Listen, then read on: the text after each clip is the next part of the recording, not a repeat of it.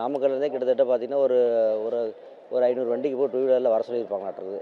பின்னாடியே வந்துட்டுருக்காங்க. அங்கேயே வேலூர்கிட்டயே வந்து என்னென்னு கேட்டிங்கன்னா, ஒரு பசங்க கீழே விழுவுறானுங்க. அது மேலே வண்டி ஏறி வருது, அது நிப்பாட்டவே இல்ல.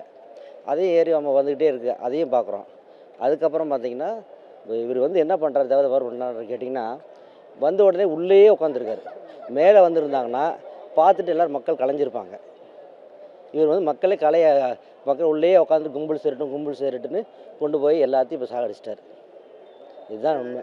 11 மணிக்கு அதாவது 11 மணிக்கு மீட்டிங்கு, 12 மணிக்கு மீட்டிங்கு கவர்மெண்ட் கொடுத்துருப்பாங்களாட்டிருக்கு போலீஸு. ஆனால் வந்தது வந்து பார்த்தீங்கன்னா, கிட்டத்தட்ட 7 மணிக்குள்ளே வராரு. இது வந்து ஒரு டெக் சிட்டி. அந்த நேரத்தில் வேலைக்கு போயிட்டு வரவங்க எல்லாருமே வந்து லட்சக்கணக்கில் வருவாங்க சனிக்கிழமை. இது சனிக்கிழமை வேறு, இன்னைக்கு சம்பள நாள். அப்போ என்ன ஆச்சு, ஃபுல் க்ரௌட் ஆகி போச்சு. ரோடு பிளாக்டு, எல்லா போட்டும் பிளாக்டு ஆகுது. இவங்களும் வெளியில் போக முடியாமல் இந்த தாவேக்காரங்க அப்படி இருந்தாலும் நிறைய பேரை காப்பாற்றிருக்கலாம். என்னென்னு கேட்டிங்கன்னா, வர்ற ஒரு ஆம்புலன்ஸ்காரங்கள லைவ்லேயே பார்த்தேன், நான் ஒரு டிவி லைவில் பார்த்தேன். அவனை பிடிச்சி அடிக்கிறாங்க. எதுக்குடா உள்ள ஒரு ஆம்புலன்ஸ்னு சொல்லி போட்டு அவ்வளோ அடிக்கிறானுங்க அவனை.